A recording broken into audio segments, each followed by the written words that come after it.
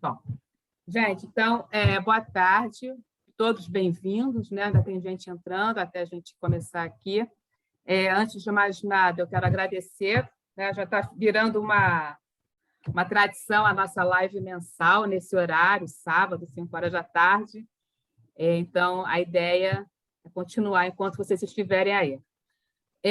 Hoje a gente vai falar, na quarta-feira, completou-se 1 ano da explosão do Porto de Beirute, e o nosso tema hoje é esse. Mas antes da gente entrar no tema e fazer a apresentação das nossas convidadas, eu quero agradecer ao SEBRE, ao Centro Brasileiro, aos nossos apoiadores, né? O SEBRE, que é o Centro Brasileiro de Relações Internacionais, que nos apoia, a Câmara Comercial Brasil-Líbano de São Paulo, que também está nos apoiando, a FULIBAN, a Federação Libanesa de Minas Gerais, está nos apoiando, a União Cultural Brasil-Líbano também, e a Cultura Libanesa. Então, esses são os nossos apoiadores, eles também apoiam alguns dos nossos cursos. Então, eu agradeço muito, porque tem ajudado muito na nossa divulgação. Antes de apresentar mesmo, eu também quero passar a palavra para o Luiz Felipe, que ele vai dar alguns informes exatamente sobre o assunto que a gente falava, que era os cursos. Luiz Felipe? Bom, só antes disso, relembrando que as perguntas devem, por favor, ser enviadas por chat. No final da apresentação, a gente vai passar elas para as palestrantes e elas serão aceitas até um determinado momento que a Muna vai avisar. Agora sim, falando dos cursos, eu só vou compartilhar minha tela.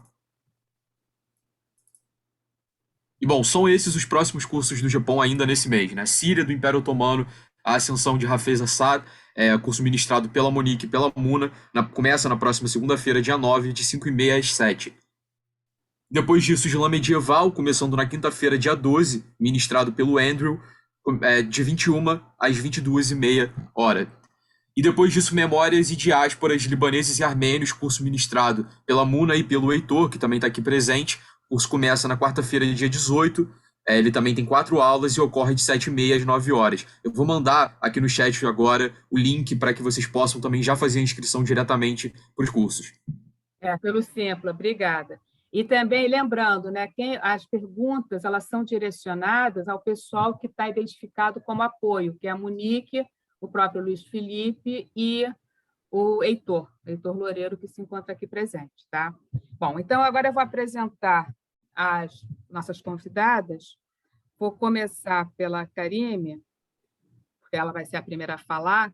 Né? A Karime ela é mestranda em estudos estratégicos da UF, da Universidade Federal Fluminense, autora de Exército Nacional Libanês, reflexos do confessionalismo na instituição militar. Inclusive, foi um trabalho premiado que eu pesquisei também. E a Ioneida é professora da Unifap, de Operação Internacional e História do Oriente Médio Contemporâneo. Ioneida também tem uma formação na Universidade de St. Joseph, em Beirute, e estava, no dia da explosão, ela é uma testemunhou em loco o que estava acontecendo. Então, eu passo a palavra, antes de passar a palavra, né, então, voltando aqui ao que aconteceu no Líbano, no dia 4, eu costumo dizer que o Líbano, que no dia 4 o mundo tomou ciência dos problemas libaneses. Os problemas libaneses eles não começaram no dia 4. Né? A crise ela começa muito antes. Né? Então, desde o fim da guerra, 1990, houve o Acordo de Taif, e que esse acordo previa uma reorganização política gradativa e que acabou não acontecendo. Em 2017, o Líbano ficou sem presidente por 2 anos, de 2015 a 2017, né, quando assumiu o Michel Aoun, porque também eles não chegavam a um consenso.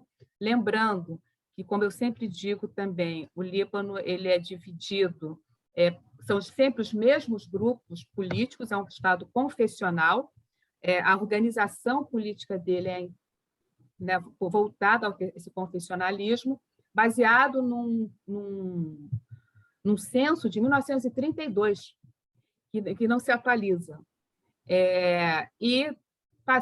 Então, isso também contribui para essa desestruturação política do Estado, e a crise econômica ela começa quando o próprio país não consegue mais honrar suas dívidas e gera, né, tem a crise dos refugiados também, né, nisso a guerra da Síria acontecendo, mandando seus refugiados para lá, os refugiados indo para o Líbano, um Estado dividido, cada região é comandada por um grupo familiar, não há uma unidade nacional, por mais que se queira que se pregue isso, mas isso no dia 4 de agosto de 2020, somado à crise. Então, o país já vivia uma crise econômica, já vivia uma crise política, porque não se acertava com o primeiro-ministro. No Líbano, não, a estrutura de poder é o presidente do parlamento, o primeiro-ministro e o presidente do parlamento, cada um deles representando um grupo religioso. Então, o presidente ele tem que ser cristão maronita, o primeiro-ministro tem que ser muçulmano sunita e o presidente do parlamento tem que ser muçulmano xiita. E dentro do Congresso, dentro do parlamento, cada grupo religioso também, cada grupo étnico tem sua representatividade. Então, nós vamos ter os muçulmanos divididos em sunitas, xiitas, ismaelitas, drusos, alauítas, e os cristãos em maronitas, ortodoxos gregos, ortodoxos armênios, melquitas, e por aí vai. E isso acaba refletindo na estruturação, porque é uma luta pelo poder, né? E como eu falei para vocês, existem partidos que é desde 1932 e que estão na liderança e que não abrem mão dessa liderança. E aí surgem outros partidos querendo, né, querendo disputar essa mesma liderança e com muita participação de muitos atores internacionais. Tem a participação, inclusive, de países, né? Nós sabemos disso. Então, direto e indiretamente, a Síria agora menos, mas o Irã, né, com a sua presença no sul, e que todos focados também, né, em nome de uma união para derrubar o inimigo, que seria, no caso, Israel, mas, na realidade, é uma disputa de poder e que eles não se entendem mesmo. E as causas do mundo árabe elas são apenas para inglês ver, né? São questões internas, únicas, exclusivamente, que estão no jogo. Nós temos também, né, dentro desse... Então, no dia 4 de agosto de 2020, o que aconteceu? Explode o porto de Beirute, até hoje não há culpados, não se sabe ainda, não há responsáveis por isso. Antes disso, né, haviam assassinado, em 2005, o primeiro-ministro Hariri, que também só foi se saber quem era.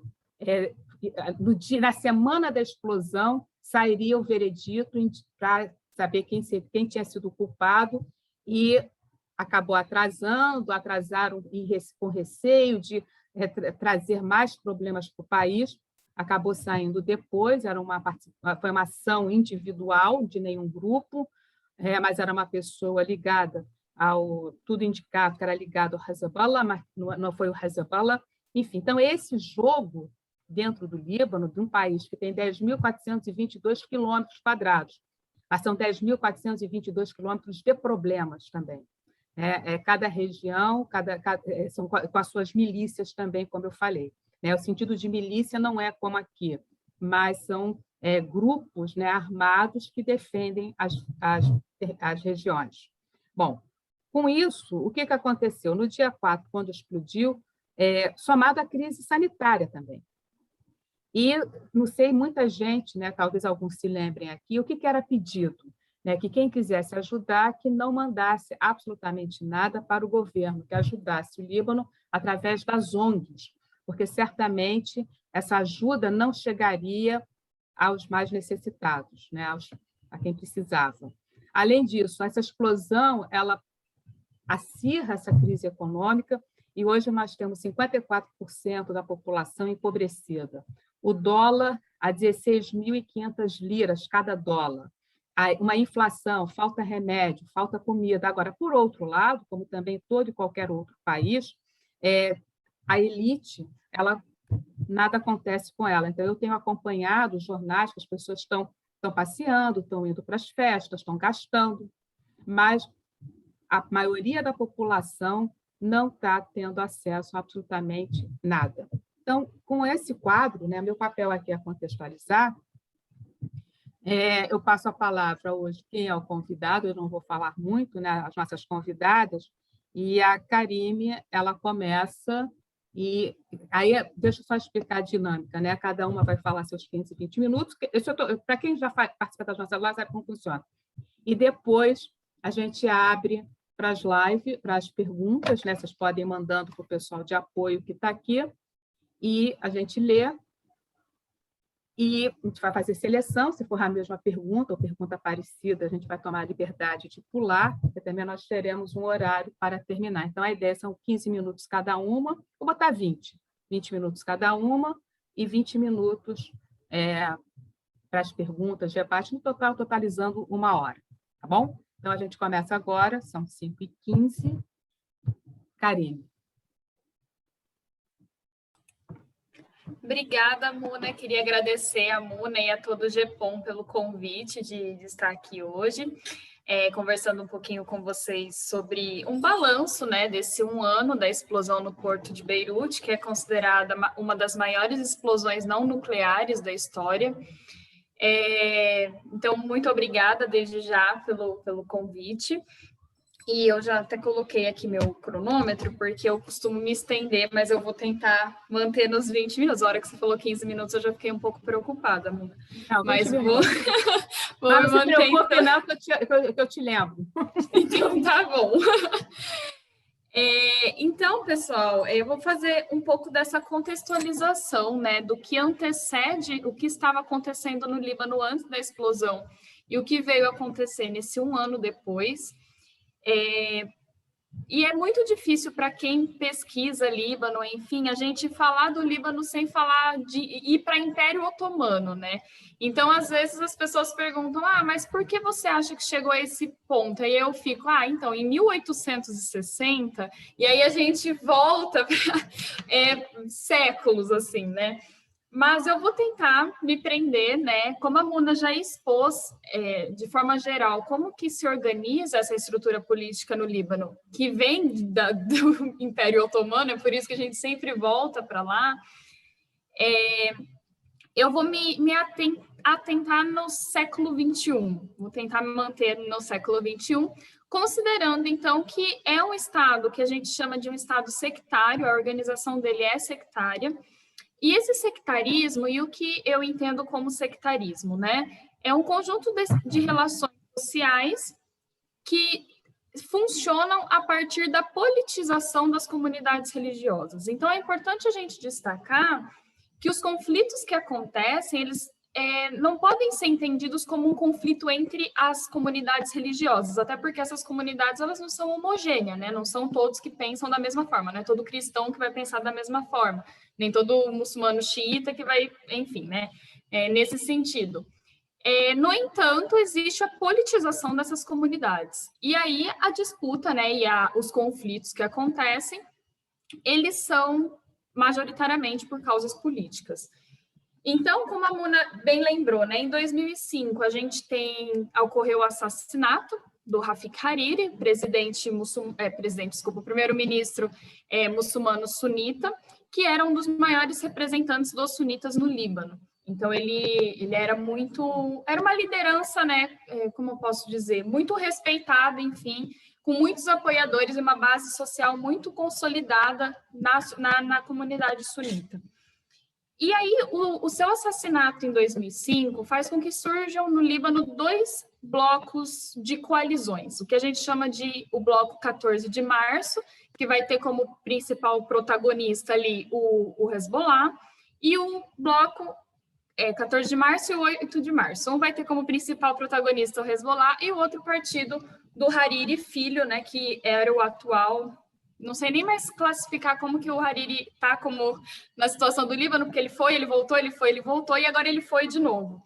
Então, não é mais o primeiro-ministro, ele renunciou mês passado, e aí o Líbano está nessa nova tentativa de formar um governo. Mas, atualmente, então, são esses dois blocos que estão em disputa política dentro do Líbano. Então, em 2005, né, o país já começa a entrar em crise econômica, tanto pelo assassinato, como intensificado pela guerra em 2006 entre o Hezbollah e Israel, né, a guerra dos 34 dias. E aí, a partir de então, né, se inicia um conjunto de crises, ainda não de forma intensa, mas que já vão ser sentidas, principalmente na esfera política. Até que em 2011, e é importante destacar que dentro desse Estado sectário, né, para contextualizar o que eu vou falar de 2011, dentro desse Estado sectário, quais é uma das principais consequências? É um Estado paralisado. Então, é um Estado ineficiente que ele não consegue prover necessidades básicas, como a saúde, a eletricidade, a água, enfim, né, básicas mesmo, que para a gente pensar que em vilarejos no Líbano chega a ter 2 horas de energia por dia, para a gente é uma coisa inimaginável, mas acontece, né? Todos os dias, durante um intervalo X de hora, vai faltar energia. Então, o Líbano ele tem problemas muito sérios de gás, água, enfim, né? Isso que deveria ser de responsabilidade estatal, mas a gente tem um Estado paralisado por conta das redes clientelistas que se estabelece entre as lideranças políticas e as comunidades que eles têm a sua base de apoio. Então, o que acontece são lideranças políticas disputando recursos de Estado, recursos financeiros, inclusive, para conseguir manter a sua rede de apoio. Então, por exemplo, no sul do Líbano, que é onde o Hezbollah tem a maior base de apoio dele, é o Hezbollah que vai fornecer hospital, escola, assistência social, enfim, um conjunto de medidas que são lacunas deixadas por esse Estado, né? Então, e a partir daí se estabelece todo esse conjunto de redes clientelistas que levam a um esquema gigante de corrupção.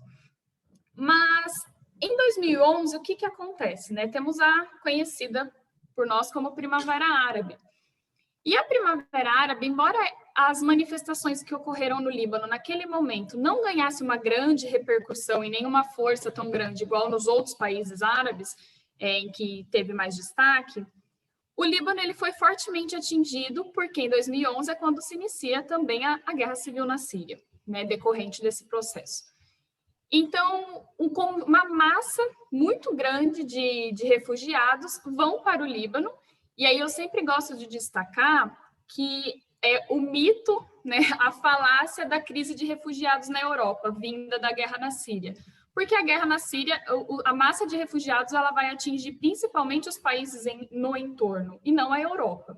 Né? Então, o Líbano ele chega a receber mais de 1 milhão de refugiados sírios, o que hoje corresponde a 1/4 da população libanesa. Então, imaginem, né, um país que não consegue nem prover as demandas e as necessidades da sua própria população, como lidar com o aumento dessa demanda que surge a partir de 1 milhão de refugiados que entram no país. Então, acontece a sobrecarga, principalmente, né, a demanda de água aumenta, a demanda de energia aumenta, a demanda de hospital aumenta, de alimentos, e por aí vai. E o Líbano, ele não produz quase nada, então quase tudo é importado, principalmente alimentos. E aí a gente já vai entrar, né, nos efeitos que a explosão no porto ela acaba gerando, né, que é aquela foto que divulgou bastante, né, do espaço ali do armazenamento de grãos durante a explosão. Então, em 2011, o Líbano ele é atingido, né, então ocorre essa sobrecarga dos serviços públicos já deficitários, certo? E as manifestações, então, começam, vamos dizer, a água começa a ferver naquele momento. E aí, em 2015, a gente tem a crise do lixo, que também, né, proveniente dessa ineficiência estatal, que não foi apenas não recolher lixo. Na minha cidade, eu sou do interior de São Paulo, já teve problema da gente não ter problema de recolher lixo, mas assim, não tem nem como comparar, porque a crise do lixo foi tão grande que começou a atingir a saúde pública. Então, várias doenças, principalmente transmitidas por ratos e outros animais, né, que, enfim, se alimentam e vivem no lixo, começou a atingir as pessoas. Mais uma vez, a sobrecarga no sistema de saúde. né? Vamos decorando esses momentos de sobrecarga no sistema. Em 2015, então, temos esse momento. E aí, em 2019, a partir do início da crise econômica, né, mais aguda, que o Líbano começa a vivenciar, se tem um projeto de taxação de ligações pelo WhatsApp, né? E aí isso faz com que os libaneses, independente aí, né, nesse primeiro momento da comunidade religiosa, eles ocupem as ruas, o que era algo muito raro de se ver, né? Todas as comunidades ali numa mesma reivindicação, protestando contra o governo, que são as manifestações que ficaram conhecidas como Paura. E aí, isso foi em outubro de 2019. O que estava acontecendo em outubro de 2019, se todos se lembram muito bem, o início da pandemia, né? Então, nos meses seguintes, as manifestações elas se intensificaram, né? Tanto em reivindicação pela crise econômica que estava acontecendo, e a maior demanda era que se trocassem todos os dirigentes da política. Então, vários ministros renunciaram, mas isso não silenciou as manifestações. Eles queriam não que alguns ministros renunciassem, mas eles queriam que toda aquela classe governante fosse trocada. E não demorou muito para que as manifestações elas começassem a seguir suas vias sectárias, né? A partir das lideranças políticas voltarem a fornecer recursos para suas bases de apoio. E aí o grande slogan, que era o Kilo Yani Kilum, que todos significam todos, menos fulano de tal. Então, eu quero que todos troquem, mas o meu líder continue nesse sistema político. E aí a gente tem alguns inícios de conflitos sectários durante essas manifestações. Acontece que vem a pandemia, as manifestações se acalmam, vamos dizer assim, né? Porque existe daí uma questão de saúde pública, não pode aglomerar, enfim. Só que a gente já tem o sistema de saúde do Líbano basicamente colapsado, e aí que se agrava, como esperado, com a pandemia. Então, foi tudo uma somatória de coisas, e aí a gente já entra em agosto de 2020, quando aconteceu a explosão, que no momento em que a explosão ocorre, igual a Muna falou, né?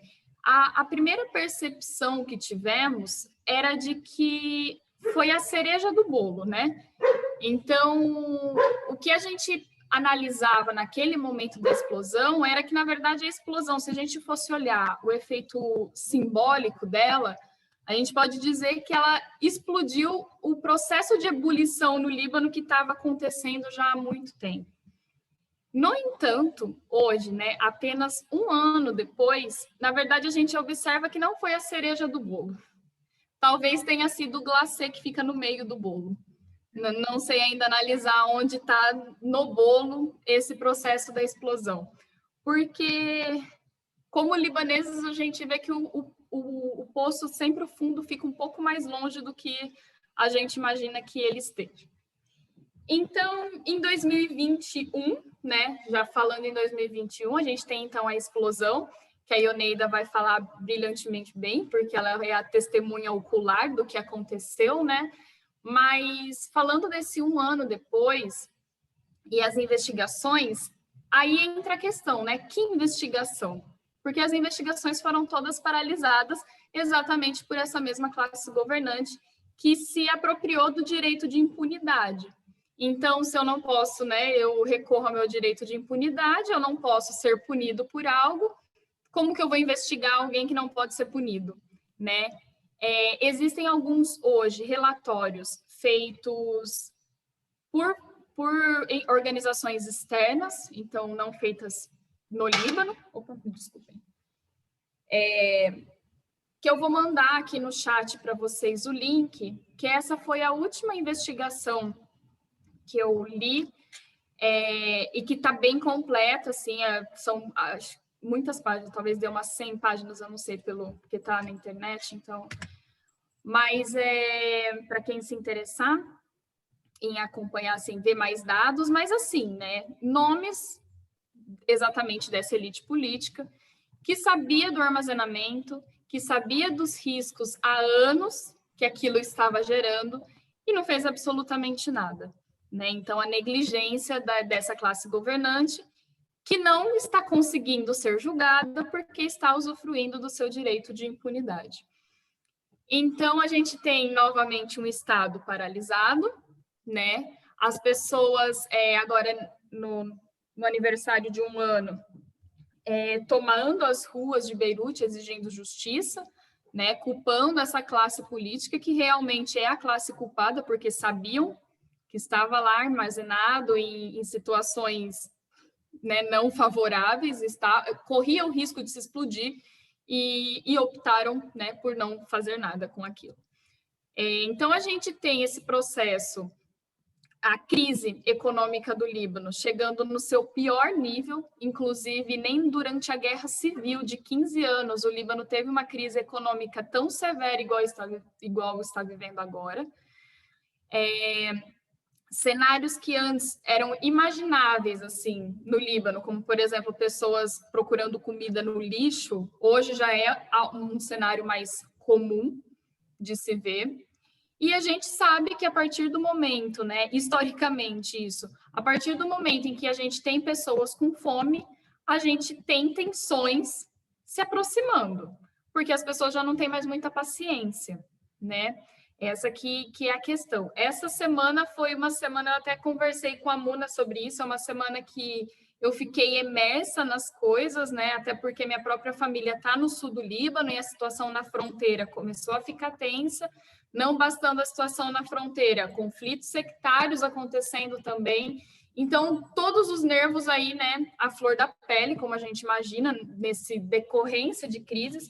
E alguns dados muito tristes, né, mas que têm que ser considerados, por exemplo, o número de suicídio entre libaneses, que aumentou muito, porque não se tem uma perspectiva, né? Eu digo que a situação no Líbano ela é muito triste para todos nós, porque eu volto na questão da guerra, né, da guerra civil. Quando se está em guerra, você imagina, né, você tem uma perspectiva, né, você vai vendo a coisa caminhar e você tem uma perspectiva de quando aquilo vai acabar. No entanto, na situação e na crise, né, na situação da crise que o Líbano vivencia hoje, eu particularmente eu não consigo ainda ver essa luz no fim do túnel. Eu acho que esse tem sido o sentimento dos libaneses, né? A gente vê um Estado que a estrutura desse Estado, ela é contestada desde 1943, que foi quando o Líbano ocorre a independência. Então, desde o momento da formação do Estado que a gente conhece hoje como Líbano, ele é uma estrutura contestada. Ela decorreu em uma guerra em 58, ela decorreu em uma guerra em 75, que durou 15 anos, e ela está, né, gerando todo esse processo de insatisfação e revolta no século XXI. Então, eu não consigo nem imaginar como está sendo para os libaneses, né, ter essa falta de perspectiva e ver essa mudança. É muito diferente da gente aqui no Brasil, que a gente vê uma situação política não agradável, mas a gente sabe que daqui 2 anos tem eleição, ou dá para caminhar por aqui ou por ali, né? A gente começa a pensar em possibilidades. No caso dos libaneses, isso está sendo muito opaco, né? Não se vê ainda possibilidades. Pelo contrário, se vê o agravamento de tensões que podem decorrer aí nesse ano. Eu vou mostrar, vou compartilhar a tela aqui com vocês para mostrar em alguns dados como que está essa questão da crise econômica hoje no Líbano. Deixa eu dar uma... Vocês estão conseguindo ver? Não, Karine. Não? Não, está carregando, tem que esperar. Tá. Agora foi. Foi? Então, vou dar um F7 aqui. Aumenta. Uhum.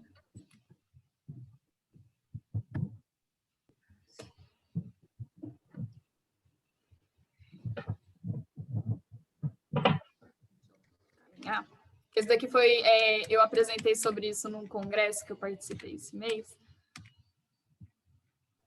Aqui é uma imagem da crise no lixo, em Beirute, que eu comentei com vocês. Aqui é as manifestações da Taura.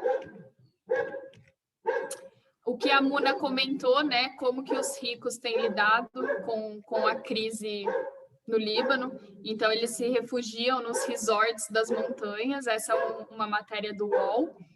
E eles falam que o cenário, até tem um trecho aqui, a atmosfera em Beirute é deprimente, estamos com a cabeça afundada na realidade, aqui a gente se sente em outro país. Então, o Líbano ele tem uma desigualdade social muito intensa, né? Muito explícita. Então, enquanto a gente tem libaneses procurando comida no lixo, a gente tem libaneses entrando na Forbes como a classe que mais enriqueceu durante os anos de 2020 e 2021. Bom, então são esses dados que eu queria trazer um pouco para vocês, que foram publicados pelo Al Jazeera.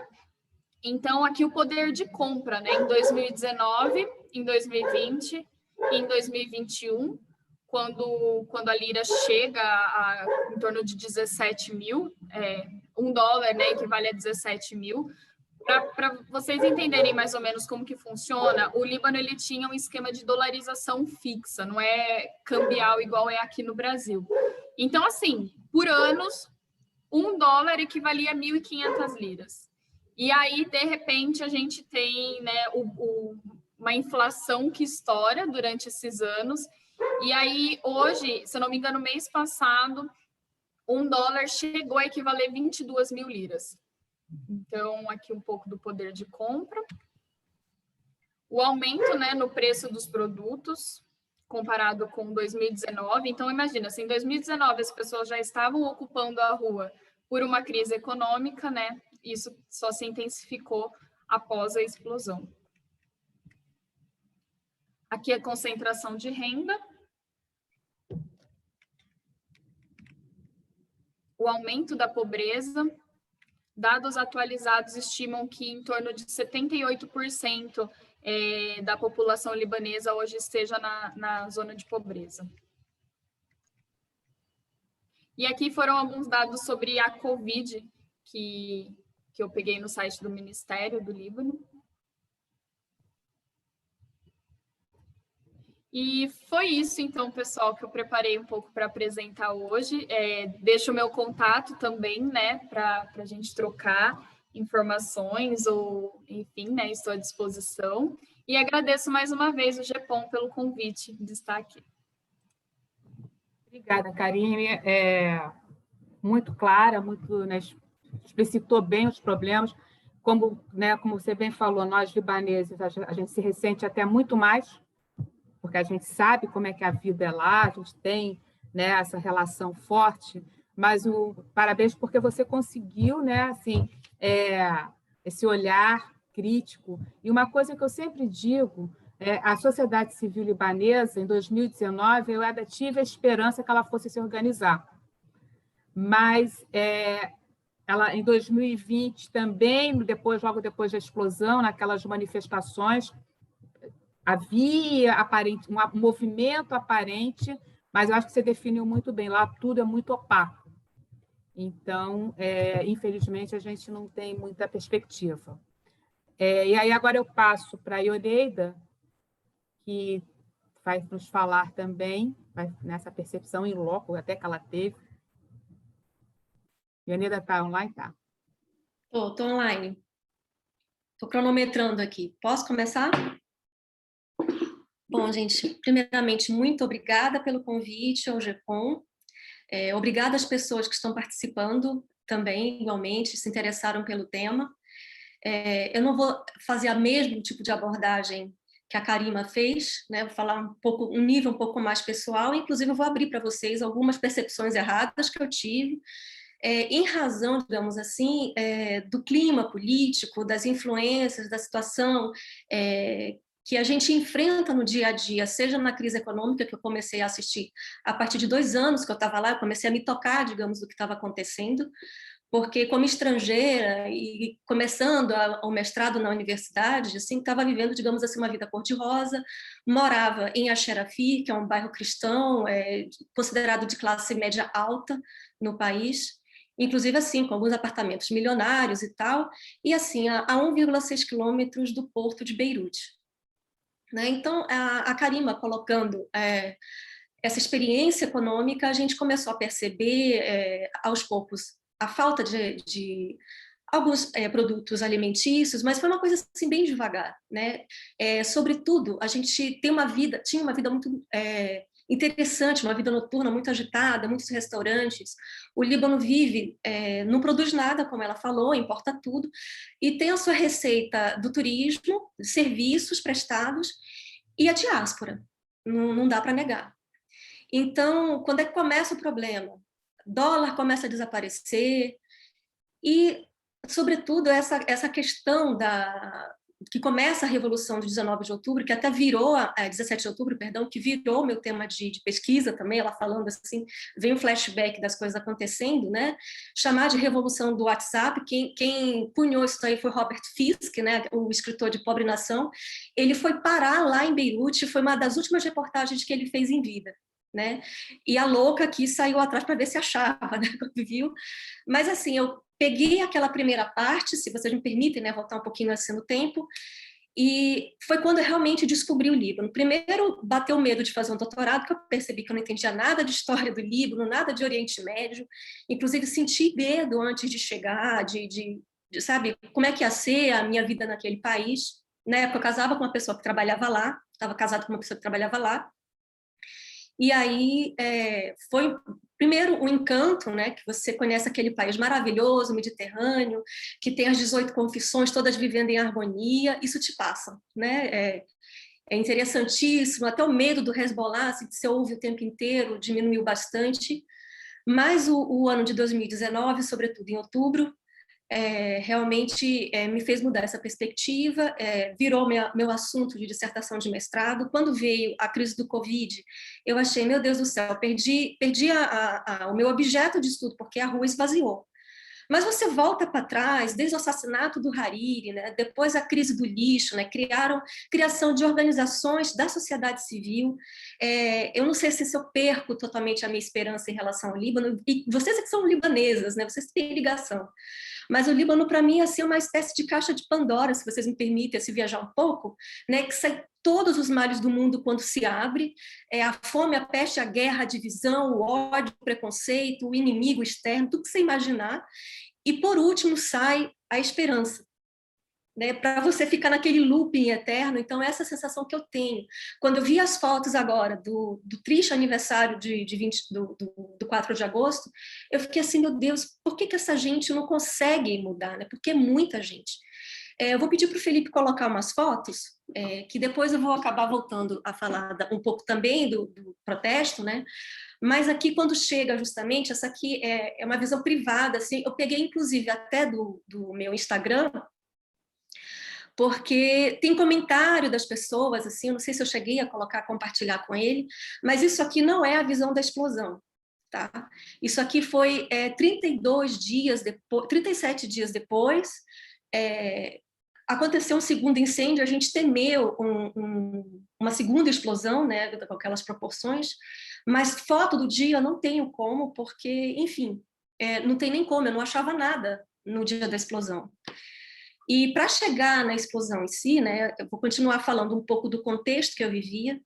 Então, o libanês, ele além de estar enfrentando essa crise econômica muito grande, a gente pode falar que é uma população ressentida com o seu governo, com a sua liderança, ressentida com a Síria, ressentida, sobretudo, com Israel, que não aceita. Aliás, Israel é o único fator unificador de todo mundo se odeia ali. Parece assim, um negócio robesiano, de todos contra todos, mas quer ver se unir, quer ver desviar a atenção de alguma coisa, vai lá provocar Israel, e aí todo mundo se volta, pensando, né, imaginando o que pode acontecer, porque eles já sofreram várias invasões. Então, quando aconteceu a explosão, eu mesma saí gritando, falando no WhatsApp, Israel nos atacou. E por quê? Voltando ao assassinato do Hariri, que a Karima comentou, justamente em agosto, nos primeiros dias de agosto, estava marcada a sentença do Tribunal Especial para o Líbano, que foi criado justamente para fazer a investigação da morte do Hariri, tinha que ser internacional, porque não saía nada do Estado. E aí o juiz Robert Lee, alguma coisa assim, se eu não estiver enganada, sentenciou apenas uma pessoa, que supostamente era vinculado ao Hezbollah, e os outros 3 acusados foram inocentados. Né? Então, quando começou a aproximar esse processo de sair a sentença, isso mexeu, pelo menos com o meu grupo que eu vivia, tá? Eu aviso, assim, a minha visão conteve erros, provavelmente porque eu não falo árabe, eu estava numa espécie de bolha, viver em Axarafi, você, assim, parece aquele conceito do Milton Santos, lugar nenhum, assim, é super ocidentalizado, né? É um bairro predominantemente cristão. Aqui vocês estão vendo, inclusive, na sala da minha casa, era uma condição muito interessante. Isso aqui é uma igreja ortodoxa, pequenininha, tá? Que foi construída para as pessoas, os meus vizinhos do prédio do lado, que fazia parte do meu condomínio, e que toda a família desse prédio era da confissão ortodoxa. Inclusive, os 2 dirigentes, ministros dessa igreja moravam lá. Então, era muito interessante a situação. E o meu prédio, digamos, já era um negócio assim mais múltiplo, digamos assim, né? Inclusive eu sendo estrangeiro. Mas você pode ver uma igreja no quintal da casa das pessoas, então você vê muito isso, nessa questão religiosa, assim, você anda pela rua, você encontra altar, você anda pela rua, você encontra foto de mártires, né, por terem morrido em alguma guerra sectária, literalmente, que pode acontecer nas ruas. Não acontecia lá onde eu estava, nos bairros mais bem estruturados, mas acontecia em bairros distantes, inclusive o que chamam assim, de rua xiita, ou então nas montanhas, algum problema acontecendo com algum grupo, né? E nesse momento, assim, eu morava justamente na frente, eu não via o porto de Beirute, mas no dia da explosão, a gente sabia que estava acontecendo um problema lá no sul do Líbano, nas fazendas de Sheba, principalmente, que é uma área contestada. Então, o que estava acontecendo? Trocas de foguete. E ele é obstado pelo aquele domo de ferro, que se você acompanhou os noticiários nos últimos dias, você sabe que aquele domo existe, a gente vê. Assim, eu tenho foto de lá da fronteira, infelizmente eu não consegui baixar, mas se você tiver curiosidade, vai no meu Instagram, me adiciona, que eu colocava lá o dia a dia. Cheguei a visitar o Museu do Hezbollah, então é muito interessante a visão, nós expulsamos o invasor estrangeiro, então, como a Karine também falou, há um apoio, sim, da sociedade, mas, assim, na minha bolha, que também tinham várias outras confissões, mas, de alguma forma, eram pessoas que trabalhavam, eu conhecia no bairro que eu morava, eu via muito xiita insatisfeito com essa situação, via cristão também, ou que apoiava, que também não se sentia à vontade com essa situação, colocava justamente a questão do sectarismo como fator do engessamento do Estado, né, da não evolução do Estado, da falta de tudo, da condição do Líbano como Estado falido e Estado pária, porque é um Estado que tem milícia, que tem um grupo acusado de terrorismo e provavelmente faz. Né? Então, é nisso assim, que a gente está inserido. Né? É nisso que eu conversava muito com as pessoas, num contexto totalmente informal, inclusive. Você não fala em outra coisa, não sei em política. Eles têm uma visão muito interessante da visão internacional. O fruteiro da rua, ele sabe de política internacional. Sabe? O cara que varre, se for necessário, ele sabe. Porque, primeiro, muita influência estrangeira, sobretudo do Irã e da Arábia Saudita. A gente costuma dizer que é igual a Polônia, se é um verdadeiro bolo de noiva, todo mundo quer um pedaço. Inclusive, o grande temor dos libaneses é a expansão israelense também. Eles falam muito isso, então por isso que o Hezbollah está lá naquelas montanhas, você consegue ver a fronteira do outro lado, assim, as casas israelenses, as fazendas já do outro lado, com um grande muro, e é muito interessante os desenhos nos muros, assim, que é o Hezbollah, assim, grafitado. Eu vou mostrar só alguns grafites para vocês, não necessariamente de lá, mas sobretudo em Beirute, que eu me concentrei. E você vê, assim, é uma versão contada de que eles expulsaram, que não necessariamente foi, assim, uma vontade de Israel de sair, pelo menos da última vez, sobretudo em 2006, e digamos assim, tentar provocar uma mini-guerra civil ali, se retirando imediatamente, e, enfim, seria essa a tática israelense na época. E, assim, o tempo inteiro não para. Anteontem estavam jogando também, lançando foguete de uma montanha drusa, criou uma revolta entre os drusos lá, porque eles não querem se envolver no conflito, que fique lá com o grupo do Hezbollah mais embaixo. Então, assim, além desse estado exíguo que a Muna comentou, o diâmetro, assim, centímetro por centímetro, aquilo ali está ocupado, de alguma forma, pelas identidades religiosas, que viram também identidades políticas. Tá? Você pode passar, Felipe? tá? Isso aqui apareceu muito na mídia, né, como ficou. E assim, gente, no dia da explosão, eu tinha acabado de falar com um amigo, estava na minha sala, naquela janela que vocês viram. Então, a primeira explosão ocasionou apenas a vibração dos vidros da minha casa. Beirute é uma cidade linda, assim, vocês estão vendo esses prédios todos espelhados. A cabeça da pessoa, quando eu cheguei ali, eu falei, gente, mas tem tanto conflito nesse país, por que tanto vidro, né?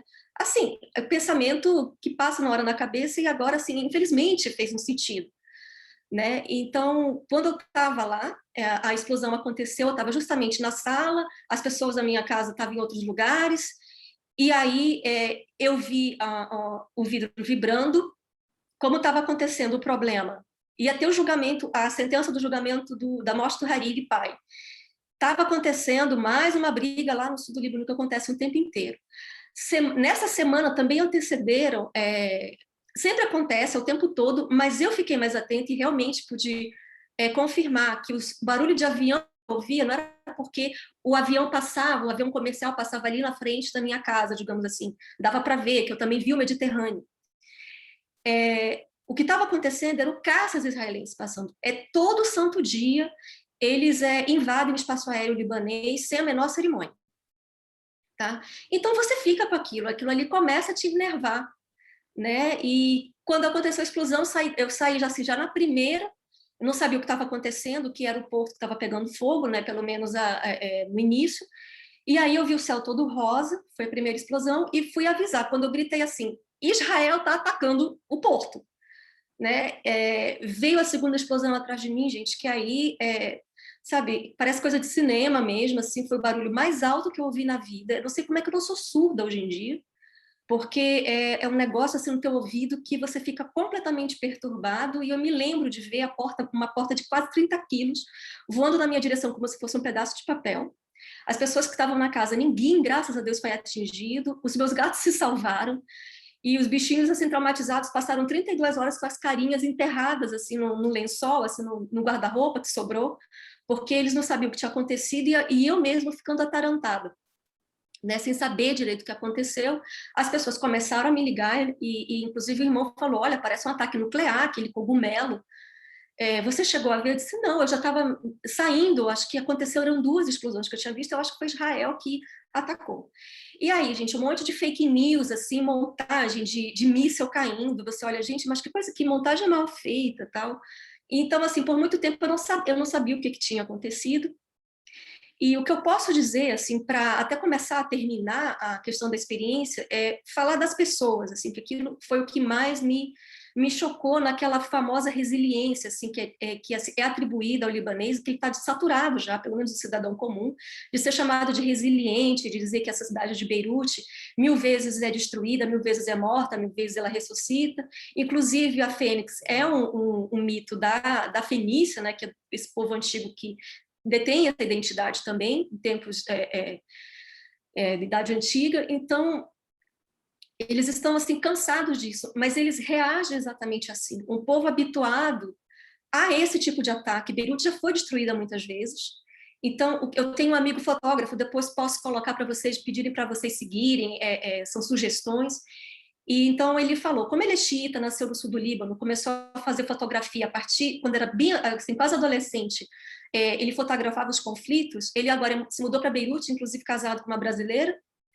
E qual foi a reação dele diferente da nossa? É agosto, é um calor dos infernos, eu fechei toda a casa, isso então piora o fator da explosão, mas ele grita assim, abram todas as janelas. Então depois ela contou para mim por que o apartamento dela não foi danificado. Quando ele viu a primeira explosão, a reação dele foi abrir e pedir para que todos se escondessem debaixo da mesa. Crianças também tiveram essa reação dentro do shopping center. A primeira explosão, as crianças ouviram, elas falaram para os pais para se esconderem debaixo das mesas. Quem não conseguiu ter tempo, inclusive uma brasileira foi muito atingida, fez até uma plástica no rosto, porque ela foi muito atingida, muita vidraça. São 200 pessoas mortas, 5.000 feridas, assim, todo mundo invadindo hospitais, numa situação que já estava crítica.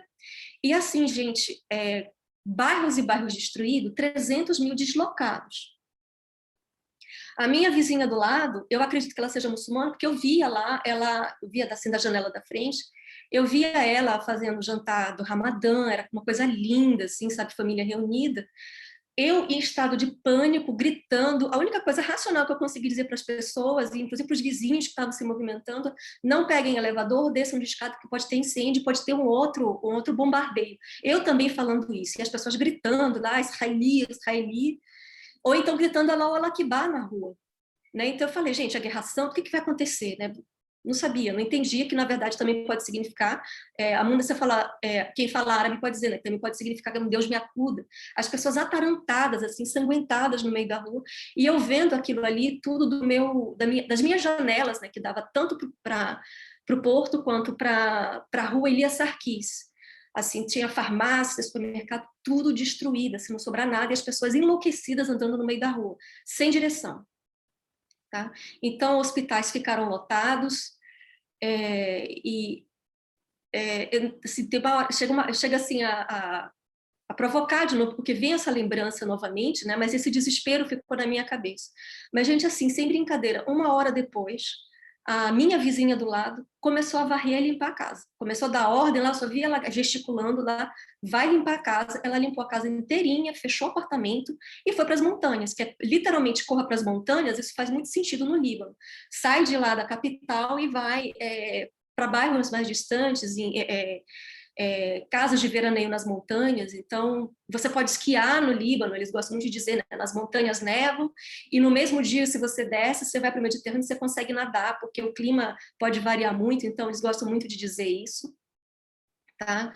E assim, começa o processo de limpeza. Acho que eu passei 1 ou 2 semanas escutando assim, vidro caindo, tendo que tomar cuidado quando andava na rua, porque era vidro caindo o tempo inteiro. As pessoas jogavam os vidros, que é um negócio impressionante, assim, os que não estilhaçaram, eles viraram verdadeiras ondas, assim, ficaram pendurados, né, acho, pelo material. Pode passar, Felipe, para ver se tem mais alguma coisa? Tá, então, essas fotos que vocês viram muito na imprensa, pode continuar passando, esse é o porto. Aqui essa foto, o silo, né, que justamente onde estavam os grãos, então foi tudo perdido, né, começa um processo, piora mais ainda o processo de fome, de não ter, isso era um grão de arroz, então inclusive o Brasil chegou a mandar, o Michel Temer foi numa comitiva, chegou a mandar alguns milhares de quilos de arroz, assim, para o avião, ajuda com medicamento, chegou alguns dias depois, mas foi, né, então pode passar, por favor. E bem, isso aqui, uma foto de dia, o mesmo local. Eu fui depois de 13 dias, mas esse aqui foi 13 dias depois, mas eu cheguei aí no 3º dia, eu queria ver justamente como estava a cidade. E isso aqui, gente, é a rua mais movimentada do Líbano, Gemeisi, tá? É muito interessante assim, entender um pouco essa sociedade, que ela tem seus problemas, mas é impressionante. O Líbano é um país, ao meu ver, que lida entre a civilização e a barbárie, entre o moderno e a tradição, entre a religião e o secularismo, assim, que foi muito pedido durante a Revolução de Outubro, sabe? Fim das confissões. Então, essas ruas aqui, perto de Porto, com muita boate, muito restaurantes, inclusive muito restaurante chique, e também para todos os gostos, todas as possibilidades. Então, isso aqui, bem em frente ao porto, fervilha à noite, era o coração de Beirute, sabe? E você via pessoas de todas as tribos, parece que elas esqueciam as comunidades que elas eram. Então, você senta para conversar com aquelas pessoas, são jovens normais, sabe? Como em qualquer lugar do mundo. Como eu disse, eu não sei se cheguei a comentar, mas eles têm muita ciência do mundo. Inclusive, o libanês aprende muitas línguas porque ele já está habituado, se tiver um problema muito grave no país, os filhos são mandados imediatamente para o exterior. Né? Então, é comum você ver ele falar turco, ele falar inglês, francês, né? Inclusive português, é uma língua muito procurada. Né? Temos a diáspora aqui de 11 milhões de pessoas, descendentes de libaneses, inclusive as duas professoras aqui. Então, pode passar, por favor, Felipe? Só um minuto. Eu não sei se vocês prestaram atenção, e aqui começa a questão do Estado. Com a explosão, simplesmente nada foi feito por parte do Estado. O que acontecia era os guardas estarem presentes, por exemplo, para evitar confusão. Qual seria ela? Eu não tenho ideia. Né? Então, pode passar, Felipe. Então, isso aqui, depois eu vou mostrar o antes para vocês como eram.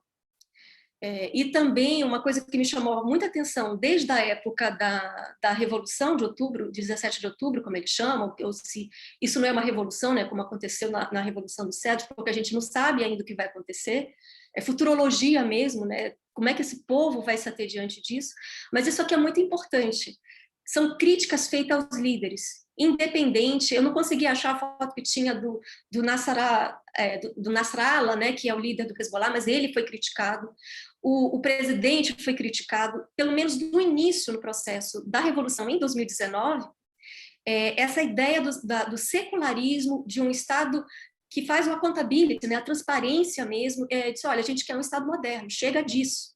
Né? Inclusive, eu estava numa das manifestações que chegou um grupo de uma milícia do Hezbollah, que dizem que não é porque eles estavam apenas de camisa preta, assim, parece literalmente assim, um fascismo mesmo.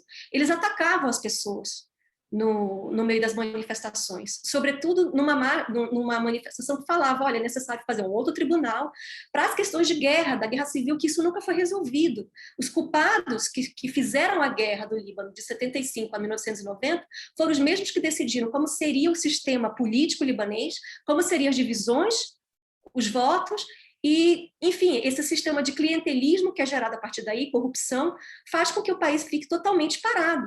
E mais, eles fomentam em nós, então eu vi muito isso, e aí, assim, um negócio impressionante é que o Líbano tem o quê? Uns 5 bilhões de pessoas. Organizações internacionais estimaram que não apenas em Beirute, mas em várias cidades que começaram, se alastrou o protesto, levou metade da população libanesa às ruas. E você via coisas ali que eu nunca tinha ouvido falar. Você pode passar, por favor, Felipe, para ver se eu encontro mais coisa da exclusão, né?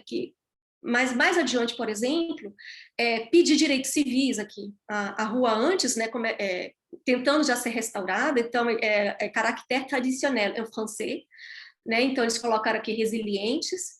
Aqui, Beirute destruída 1000 vezes, mas 1000 vezes ela renasce. Você pode passar, Felipe? Deixa eu ver se tem um comentário da menina. Não, mas uma das minhas amigas comentaram. Ioneida, estou cansada dessa imagem de resiliente que passam de nós, a gente quer viver só uma vez, quer viver direito.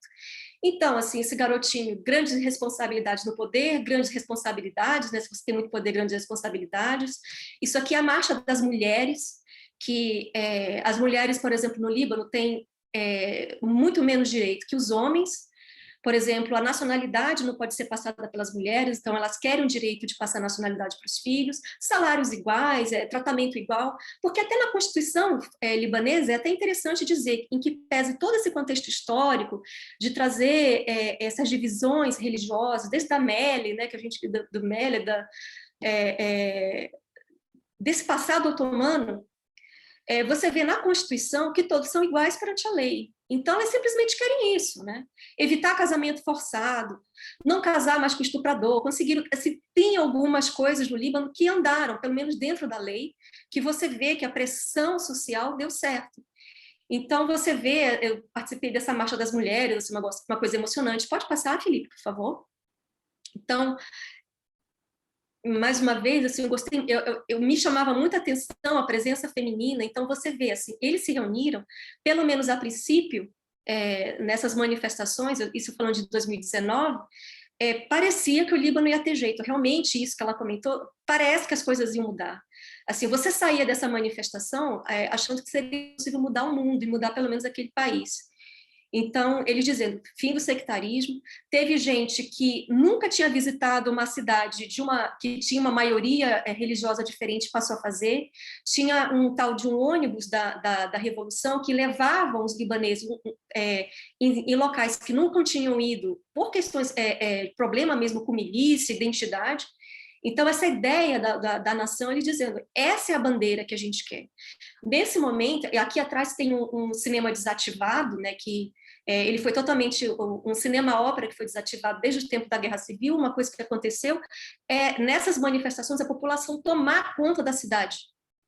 Literalmente, assim, a ideia da res públicas, porque o Hariri, que foi assassinado, o pai, ele começou o processo de modernização, de reconstrução de Beirute após a eleição dele, né, depois da invasão de Israel, depois teve mais uma, destruiu de novo, mas esse processo de revitalização da cidade tirou muito a característica da cidade, virou assim, eu não consigo imaginar alguém chegando no Sulk, lá em Istambul, e destruindo aquilo ali para modernizar, fazer uma espécie de Dubai. É mais ou menos isso, o Sulk de Beirute foi destruído. Deixa eu ver o tempo que eu estou aqui, cronometrando. Está estourando, Ione. Tá estourando. Então, ele sabe, de volta, a população de volta. Pode passar, Felipe, por gentileza? Acredito que... Bem, deixa eu pegar aqui o fio da meada para terminar. Então, eu acreditava mesmo que poderia mudar alguma coisa, mas com a explosão, né, a crise do Covid, então, a gente nem sabe se os dados que eles dão são corretos, né? Você tem que sempre recorrer, porque o Estado não existe, né? O Estado não existe. Você pode passar, Felipe? Só para ver um último slide que eu queria mostrar para vocês, mais ou menos, essa rua antes da explosão. Pode passar, por favor? Reivindicações. Antes aqui, uma coisa muito interessante, porque eu foquei muito no meu mestrado, a questão feminina, então ela falando, imagina, liberdade reprodutiva, né? Não é tão simples assim. Isso aqui, depois da explosão, assim, Beirute está sofrendo, screaming, né? Sofre, sente dor, agonia. Pode passar, Felipe. Acabou? Tá, acredito que... Não, acabou, então. Só para terminar, né, era isso que estava acontecendo, era isso que eu via, e por isso eu tive também, mais uma vez, aquela impressão errada do que foi justamente a explosão. Mas eu tenho muita esperança que algo possa se modificar, em que pese digamos, quem dirige o governo libanês é muito mais resiliente que a população. Inclusive, no dia após a explosão, começaram a chegar advogados nas casas, imagina as pessoas desesperadas, em pânico ainda, começaram a oferecer dinheiro para comprar as casas. E quem era que estava fazendo isso? Era gente do governo. Né? Então, olha como essas pessoas são tratadas. Né? Então, não é para menos que elas voltam às ruas novamente essa semana para fazer essa celebração triste, macabra, né, do que aconteceu no Porto de Beirute. E assim, é futurologia, o que vai acontecer agora a gente realmente não sabe. Mas o meu coração dói, assim, de saber de tudo o que aconteceu, porque as pessoas se preocuparam comigo. O apartamento do lado, a vizinha do lado veio saber se eu estava bem, entende? Então, é um negócio assim, realmente muito sentimental. E me causa muita tristeza, de fato, ter vivenciado isso. Não queria, mas já que aconteceu, então, enfim. Eu quero agradecer, então, desde já a Muna, a Monique, por terem me convidado, e também a participação da Karima, né, que com certeza deu o ar panorâmico político muito melhor do que eu poderia ter feito. Então, muito obrigada, gente, e até a próxima. Obrigada, Ioneida. Seu relato realmente foi, assim, ao mesmo tempo comovente, mas você também manteve a objetividade da pesquisadora. Eu acho que nesse momento todo que você estava vivenciando essa situação ali, em loco, né, você estava antenada, né, a ponto de você agora trazer algumas experiências, não só a experiência do que você viveu, mas também essa reflexão, né? Você tocou em alguns pontos que eu acho interessante, quando você fala que o Líbano, a Karima também tinha falado, não produz nada, mas tem e você falou do turismo, né? E a gente sabe que um dos elementos que prejudicaram, que contribuíram para a crise econômica, foi o boicote dos países do Golfo ao turismo libanês, uma forma de pressionar o governo a criminalizar, vamos assim dizer, o Hezbollah. Então, nós sabemos, né, que aquela orla do Rauch, né, aqueles prédios, a maioria são todos apartamentos que pertencem aos sheiks do Golfo, e que de 2014 para cá, eles começaram uma campanha, principalmente o Catar, para depois, né, desestimulando seus cidadãos a irem passarem o verão no Líbano, porque o Líbano é o espaço onde eles poderiam fazer tudo, né? O espaço da liberdade, a cidade Beirute cosmopolita, né? Como ela atraía isso. E aí você também toca num outro ponto que eu também achei interessante, né? Quando você falou que começaram a bombardear, quando houve a explosão, todo mundo começou a gritar que era Israel, eu, na mesma hora, recebi uma mensagem dizendo assim, Israel está atacando Beirute.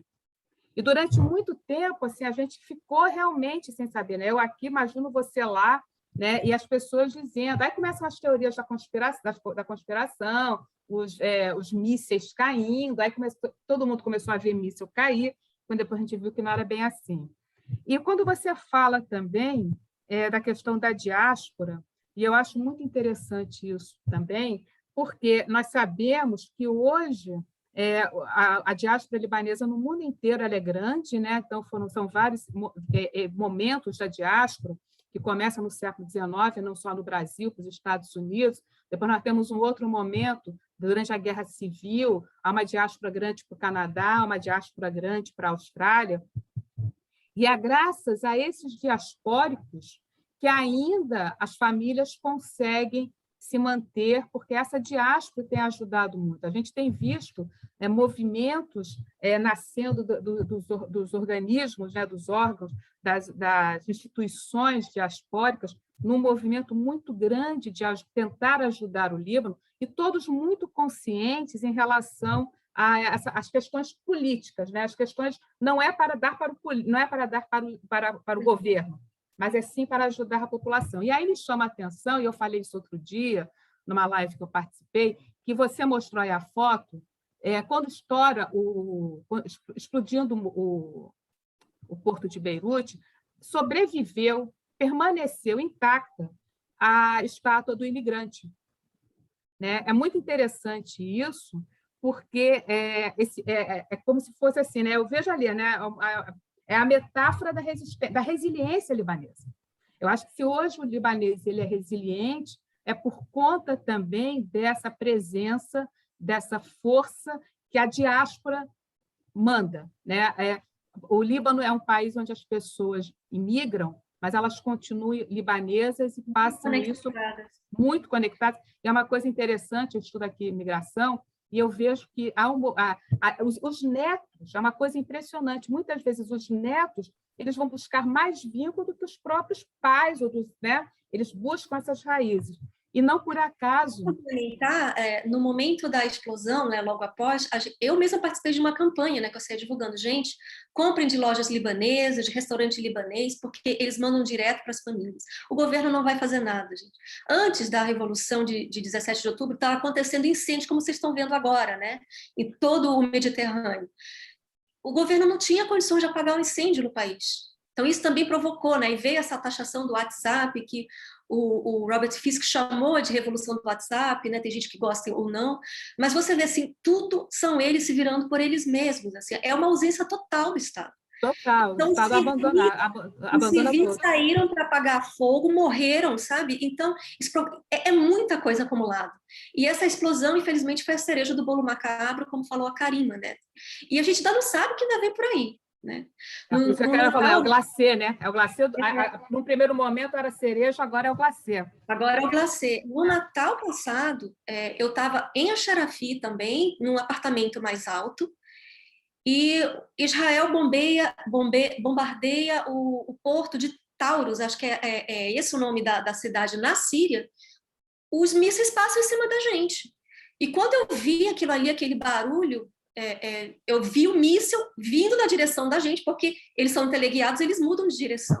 Eu falei, não foi explodida lá no 4 de agosto, vai ser explodida aqui no 24 de dezembro. Então, acorda pessoas, crianças já traumatizadas, como é que se durma com um barulho desses, literalmente, né? Como é que se vive essa população? Então, é uma coisa interessante, né? Que quando tem uma explosão, a família vai para a montanha, a minha família mora em Beirute, né? Nós temos casa, inclusive, lá, né? Minha mãe, pessoalmente. E quando aconteceu, todo mundo, a sorte é que eles estavam já nas montanhas porque era verão. Então, né, estavam passando verão. E aí você coloca isso, e é importante isso que você traz, né, para reforçar, inclusive, a importância dessa diáspora. Ao mesmo tempo, né, eu concordo com você quando se diz que o libanês está cansado de ser esse povo resiliente, mas eles acabam sendo. Né? Que, assim, é como se fosse maktub, vamos usar uma palavra em árabe, né? Está escrito.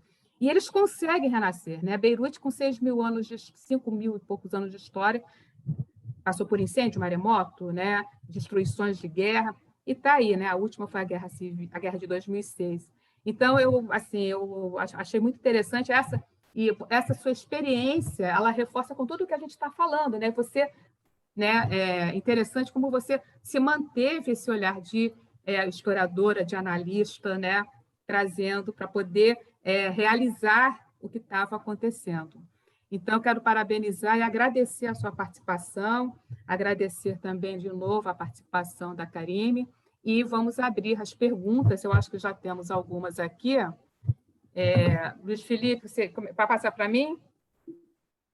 Eu tenho uma pergunta, posso? Pode. Gente, antes de mais nada, maravilhoso esse all-female panel, muito orgulho. E muito como a Muna disse, né, vocês se complementaram, né, Karime? Apesar de você ter a origem, né, você trouxe um olhar acadêmico muito seguro, né? Eu entendo que você está bem no começo dessa trajetória acadêmica e é uma delícia acompanhar. E Yoneida, justamente você se aproximou da gente do Japão quando aconteceu, né? Eu lembro que a primeira aula que você teve comigo, você filmou ali para a turma a sua casa destruída, então temos um ano aí de relação, e é muito gostoso isso do Japão, né? Da gente ter vocês aí com a gente aprendendo e também compartilhando, né? Porque você lembra que eu falei para você, Monique? Sim. Nem que eu disse o mundo, eu ia assistir uma aula com você, de tanto que você me foi recomendada pela Natasha Ribeiro, que era correspondente internacional na época lá no Líbano. Então, foi literal, gente, foi literal. Que honra, foi uma honra. Eu até lembrava, eu achava que você não ia aparecer, e você apareceu, e ainda deu um depoimento. Tinha algumas alunas na turma que estão até aqui hoje, que tinham ido, né?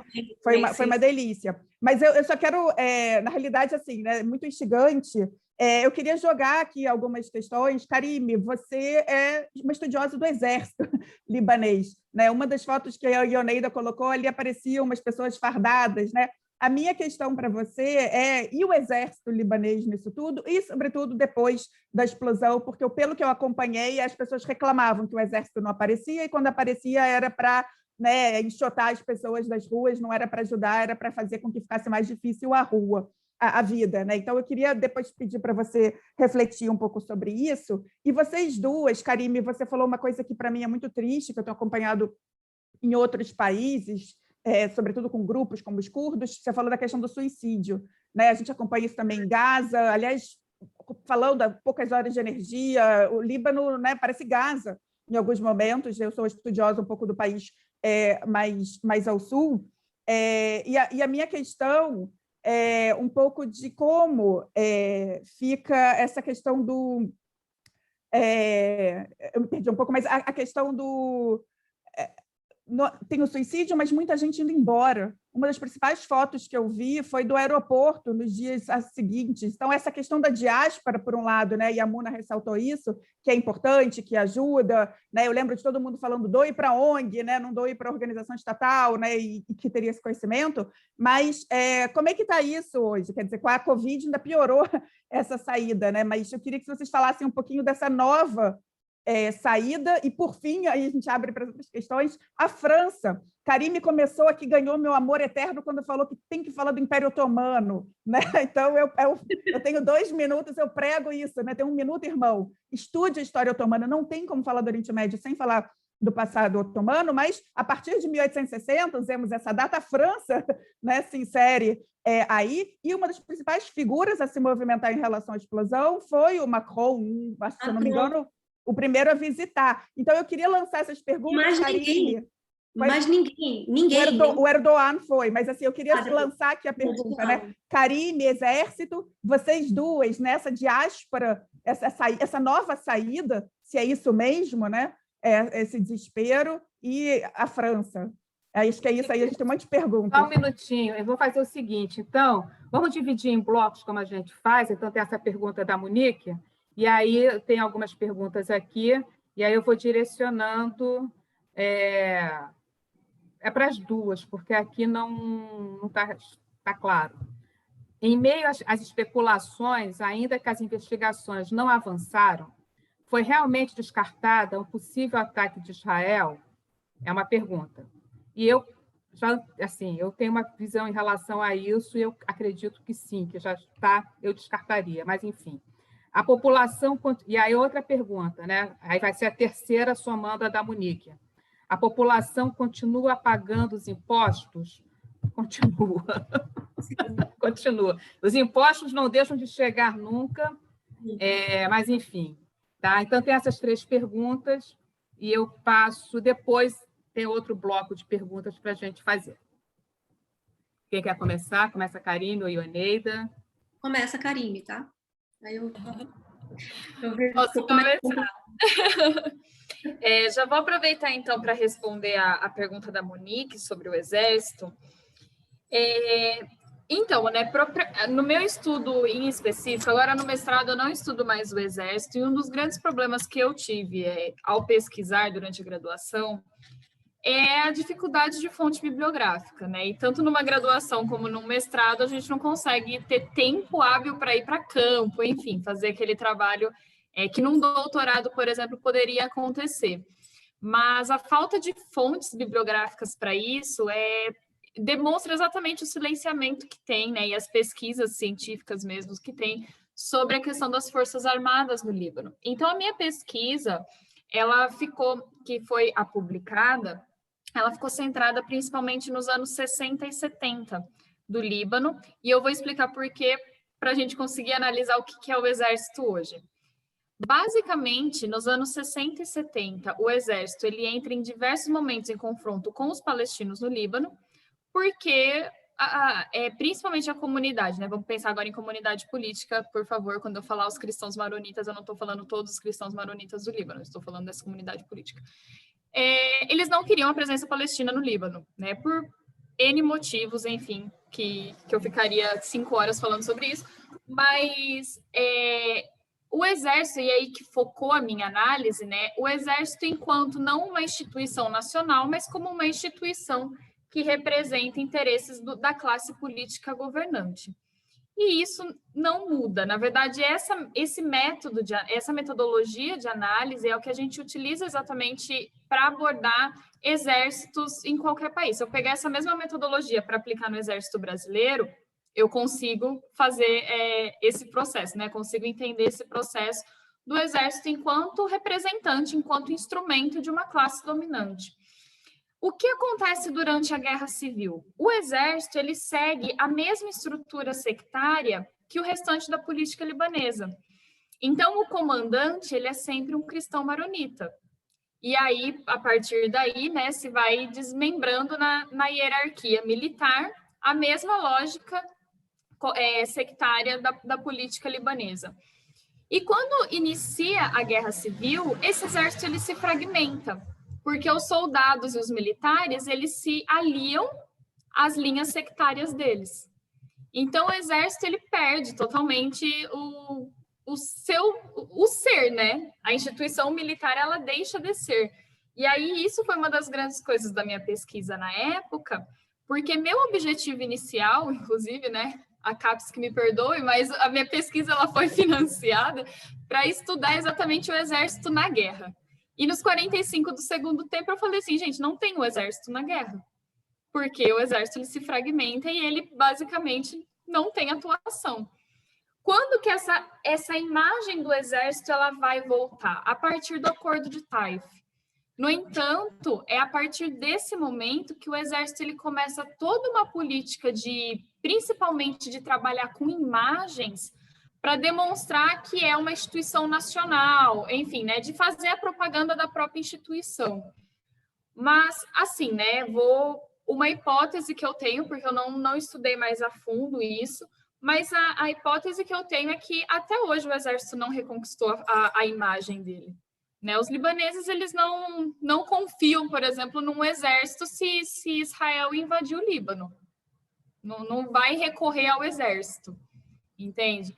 Tanto que, recentemente, a crise na instituição militar ela se aprofundou tanto, né, em decorrência de toda a crise no sistema, que o exército estava usando o helicóptero para fazer voos turísticos para arrecadar dinheiro. Essa é a situação financeira das Forças Armadas no Líbano. Então, assim, considerando que o exército é o que mais recebe verba, vocês imaginem como está a Marinha e a Aeronáutica, né? Então, assim, é uma instituição, eu que estou no mestrado agora em estudos estratégicos, a gente discute bastante, né? Principalmente a questão militar, É uma instituição militar, é umas forças armadas no modelinho padrão de Estado moderno que configura, né? Então, é um Estado moderno, precisa ter exército. Mas se esse exército tem alguma efetividade, já é uma outra discussão. Eu estou para escrever, estou postergando, na verdade, mas eu estou para escrever um artigo atualizando um pouco as leituras que foram no livro, né? Porque eu quero trazer essa análise mais para o pós-1990, mas até o momento essa é a análise assim, que eu consigo fazer das Forças Armadas. É uma instituição que não tem credibilidade, basicamente é isso. Assim. Apesar, né, Karine, só um minutinho só para complementar, apesar do Estado investir, né, a gente anda normalmente no mês de agosto, a gente vê a campanha do Exército pelas ruas, né? Estamos 24 horas conectados com né, os 4 olhos em cima, nas fronteiras, mas acaba sendo o trabalho da imagem, né? Exatamente, é só uma questão da propaganda, porque eficiência mesmo não tem nenhuma. Desculpa te interromper. Imagina, pode interromper. Então, assim, minha análise é basicamente essa. Para quem já esteve no Líbano, né, sabe que o exército hoje ele tem uma função de controle de cidade, entrada e saída de cidade. Eu estive no Líbano em 2007. Gente, só um minuto aqui. Eu estive no Líbano em 2007. Não, no final de 2006, um pouco depois da guerra, né? Já quase 2006, 2007. E aí a presença do exército ela estava mais ativa, né? No sentido desse controle. Então, a cada 1 quilômetro a gente tinha que apresentar passaporte, enfim. E aí a gente já entra na questão que eu tinha falado inicialmente, de entender as Forças Armadas enquanto instrumento utilizado pelas classes dominantes. Por quê? Embora a função deles ali fosse controlar, né, essa entrada e saída, principalmente de estrangeiro, era nítido a diferença de tratamento de quando era alguém com uma documentação cristã e quando era alguém com uma documentação muçulmana. Sabe, a gente percebia isso no tratamento dos militares para com nós. Como, né, a identidade religiosa ela aparece na nossa documentação, não tem como a gente fugir, né? Então, enfim, por isso que eu tenho essa hipótese de que continua o mesmo.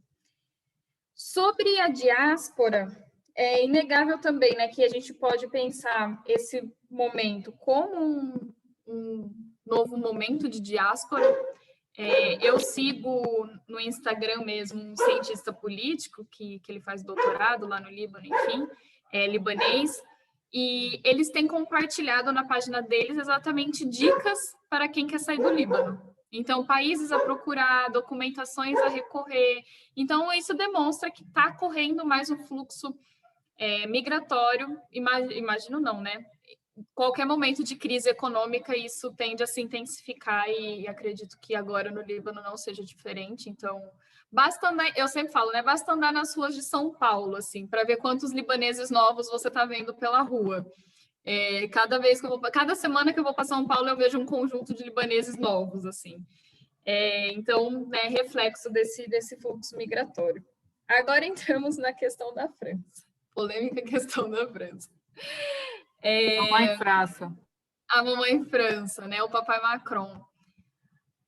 Simbolismo total, né? A presença do Macron em Beirute, trazendo, né, como palavras vou salvar vocês novamente. Gente, teve um abaixo-assinado, né, de libaneses pedindo o retorno da tutela francesa.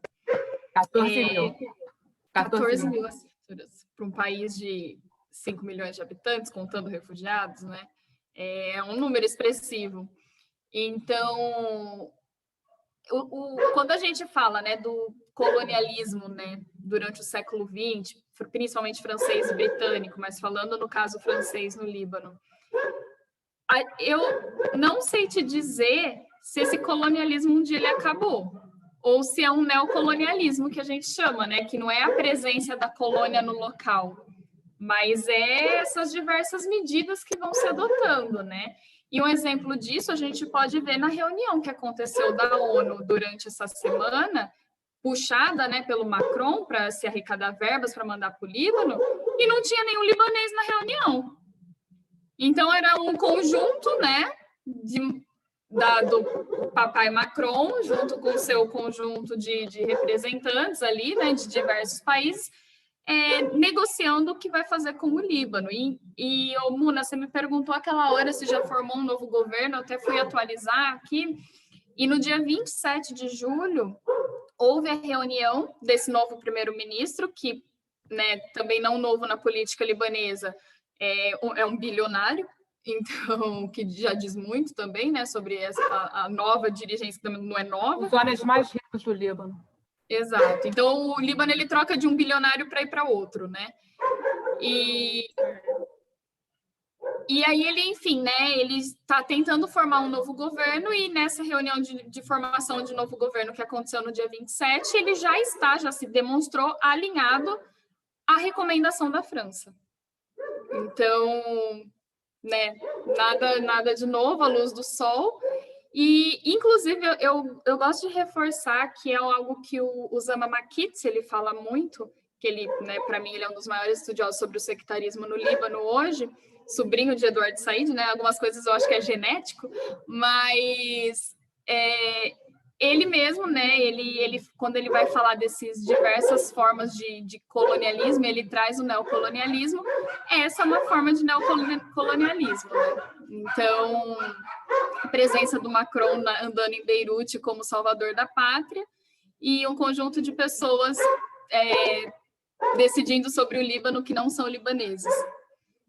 E é interesse deles manter o sectarismo, porque a França se beneficia com esse sectarismo. Então, ele propõe reformas, mas não a mudança da estrutura, né? O próprio Pacto Nacional de 43 foi projeto francês, e aí que eu já estou até respondendo uma pergunta que mandaram para mim sobre o censo de 32, não se faz justamente para não mudar essa divisão que hoje tem, porque, segundo, né, algumas pesquisas, hoje o número de muçulmanos supera o número de cristãos no Líbano. Então, reconhecer isso através de uma pesquisa, né, de um censo oficial, significaria transformar toda a estrutura do Estado, mesmo que o Acordo de Taif previa que esse sectarismo gradativamente fosse se dissolvendo, né, e que, lamentavelmente, não aconteceu.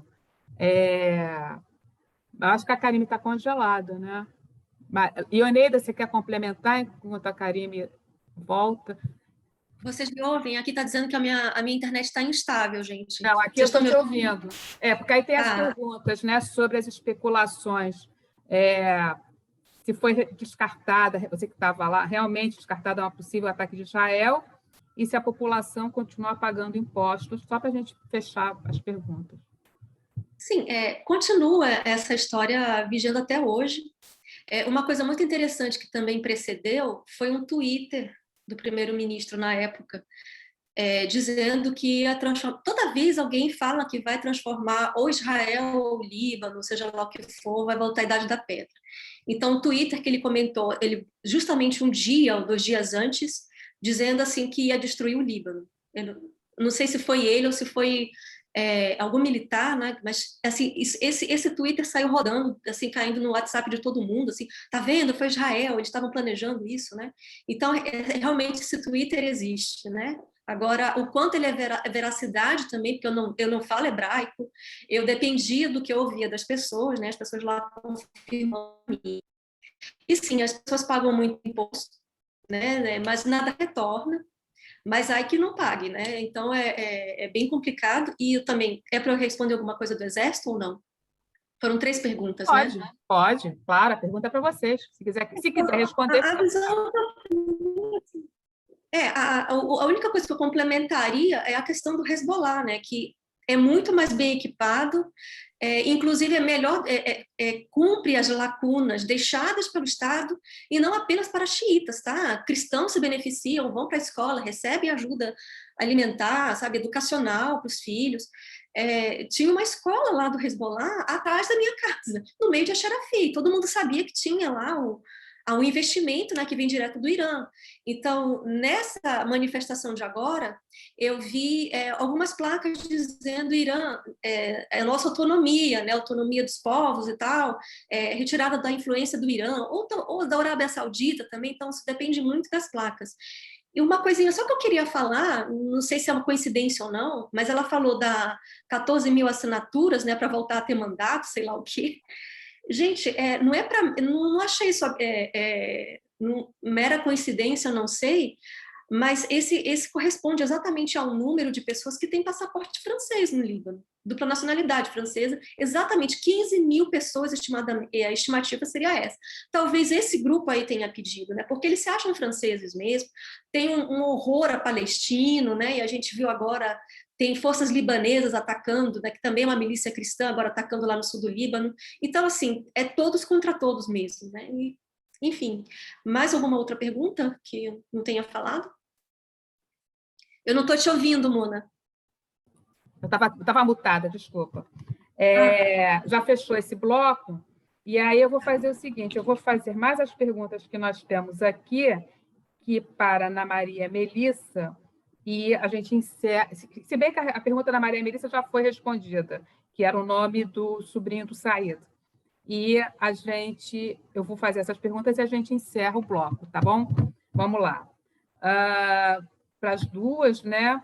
Eu quero perguntar, para mim, para a moderadora e as duas palestrantes, vocês acreditam que a explosão do porto foi provocada por um ator externo ao Líbano? Pelas investigações que houveram até agora, vocês pensam que quem está por trás da explosão do porto? Eu acho que isso já foi mais ou menos explicado, né?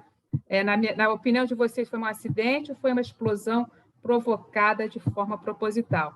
Eu, pessoalmente, eu acho que ainda não é a hora de nós... todas as possibilidades elas têm que ser consideradas, né? A gente não sabe realmente... eu ouvi, por exemplo, que ali no Silo havia armas para serem distribuídas para o Hezbollah, outras que ali entrariam as armas para os revolucionários na Síria. Enfim, então, essas são as teorias da conspiração. Eu acho que ainda é muito prematuro qualquer colocação nesse sentido, né, seria leviano dizer que se houve externo ou não. O Líbano é um país que tem todas as possibilidades de sofrer ataque externo, de sofrer ataque interno e também de não ser nada.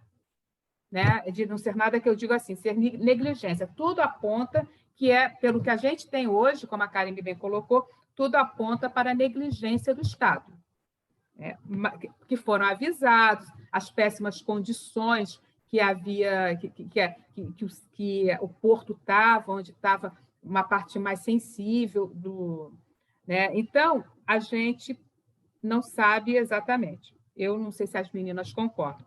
E a outra pergunta, para a gente fechar aqui, o que vocês pensam que irá acontecer com o Líbano, curto, médio e longo prazos, após esta explosão do porto?